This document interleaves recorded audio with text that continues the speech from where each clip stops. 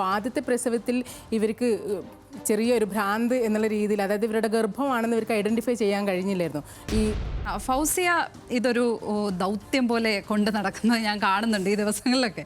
എങ്ങനെയാണ് ഇതിൻ്റെ ഒരു തുടക്കം? എപ്പോഴാണ് ഇങ്ങനെ ഒരു പരമ്പര തുടങ്ങാം, അതല്ലെങ്കിൽ ഇങ്ങനെ ഒരു കാര്യം റിപ്പോർട്ട് ചെയ്യാം എന്നുള്ള കാര്യം മനസ്സിലേക്ക് വരുന്നത്? അതല്ലെങ്കിൽ ഇത്രയും അഡ്രസ്സ് ചെയ്യപ്പെടാതെ കിടക്കുന്ന ഒരു നീതി നിഷേധം ഇവിടെ ഉണ്ട് എന്നുള്ള കാര്യം ആദ്യം തിരിച്ചറിയുന്നത് എങ്ങനെയാണ്? അത് ഒരു വലിയ സ്റ്റോറിയാണ് ശരിക്കും. അത് പക്ഷേ ഇവിടെ പെട്ടെന്ന് തീരാൻ പറ്റില്ല. 12 വർഷം മുമ്പ് ഇന്ത്യ വിഷൻ്റെ ഭാഗമായിട്ട് മലപ്പുറം ബ്യൂറോയിലേക്ക് പോയി താമസിക്കുമ്പോൾ അവിടെ മുണ്ടുപറമ്പിലെ ഒരു ഡോണറുടെ മകളുണ്ടായിരുന്നു, ബുഷ്റ എന്നാണ് അവരുടെ പേര്. അവൾ 15 വയസ്സിലും 17 വയസ്സിലും അടുപ്പിച്ചടുപ്പിച്ച് പ്രസവിച്ചതാണ്. അപ്പോൾ ആദ്യത്തെ പ്രസവത്തിൽ ഇവർക്ക് ചെറിയൊരു ഭ്രാന്ത് എന്നുള്ള രീതിയിൽ, അതായത് ഇവരുടെ ഗർഭമാണെന്ന് ഇവർക്ക് ഐഡൻറ്റിഫൈ ചെയ്യാൻ കഴിഞ്ഞില്ലായിരുന്നു. ഈ പുറത്ത് കോഴി ഇങ്ങനെ കരിയില ചെനക്കുമ്പോൾ ഇവർക്ക് വലിയ അസ്വസ്ഥത ഉണ്ടാവുകയും കട്ടിലിനടിയിലൊക്കെ പോയി ഒളിക്കുകയൊക്കെ ചെയ്യുമായിരുന്നു.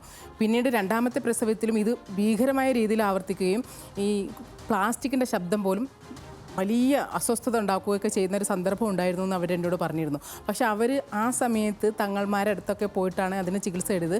ഒടുവിലാണ് ഇതിങ്ങനെ എന്തോ ഒരു പ്രശ്നം, ഈ ഹോർമോൺ പ്രശ്നങ്ങൾ എന്തോ ഉണ്ടാകുന്നുണ്ടെന്നുള്ളത് ഏതോ ഒരു ഡോക്ടർ പറഞ്ഞു. പക്ഷേ അതിന് ട്രീറ്റ്മെൻറ്റ് എടുത്തില്ലായിരുന്നു എന്നുള്ളതാണ്. അപ്പോൾ അവരുടെ ഉമ്മ എൻ്റെ അടുക്ക പറയുമായിരുന്നു, ബുഷ്റയ്ക്ക് ഇനി ഒരിക്കലും ഗർഭം ഉണ്ടാകരുത്, ദൈവത്തോട് ഞാൻ എപ്പോഴും പ്രാർത്ഥിക്കുന്നു.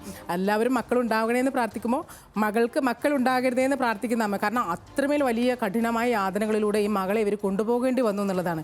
ഭ്രാന്ത് എന്നുള്ളത് തന്നെ എൻ്റെ അൾട്ടിമേറ്റിലൂടെ. പക്ഷേ അത് തിരിച്ചറിയാൻ ആ കുടുംബത്തിന് കഴിയാതെ പോയി എന്നുള്ളതാണ്.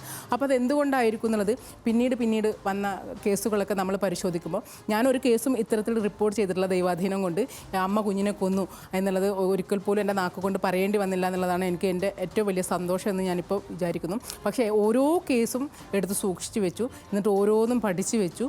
അതിൽ ഈ പറഞ്ഞ പോലെ നമ്മളിവിടെ അഡ്രസ്സ് ചെയ്യപ്പെടാതെ പോയ അവിഹിത ഗർഭം, ആകസ്മിക ഗർഭങ്ങൾ ഉൾപ്പെടെത്തിൻ്റെ ഭാഗമായിട്ട് കുഞ്ഞുങ്ങളെ കൊന്നവരൊക്കെ ഉണ്ട്. അവരൊക്കെ നമുക്ക് പ്രത്യേക തലത്തിലേക്ക് തന്നെ കൊണ്ടുപോകേണ്ടതുണ്ട്. പക്ഷേ ആദ്യം ഭർത്താവുള്ള നിയമത്തിൻ്റെ മാർഗത്തിലൂടെ കല്യാണം കഴിച്ച് അവർക്ക് കുഞ്ഞുങ്ങളെ കൊല്ലേണ്ടി വന്നവർക്കുള്ള നീതിയാണ് ആദ്യം ഉറപ്പാക്കേണ്ടത്. മറ്റുള്ളവരും ഇത്തരം പെരിനാറ്റൽ സൈക്കോസിൻ്റെ ഭാഗം തന്നെയായിരിക്കും സ്വാഭാവികമായിട്ടും മോസ്റ്റ് ഓഫ് ദ കേസുകളിലും സംഭവിച്ചിട്ടുണ്ടാവുക എന്നാണ് ഞാൻ മനസ്സിലാക്കുന്നത്.